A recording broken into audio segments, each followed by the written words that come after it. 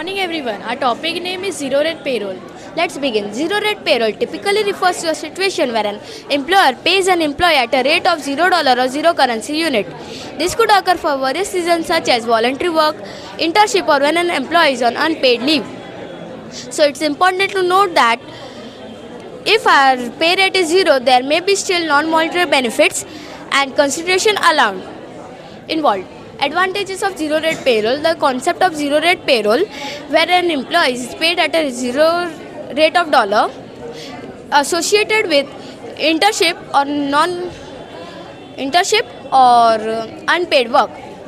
And zero rate payroll typically refers to a situation where certain earnings or benefits are not considered in regular payroll taxes or income taxes.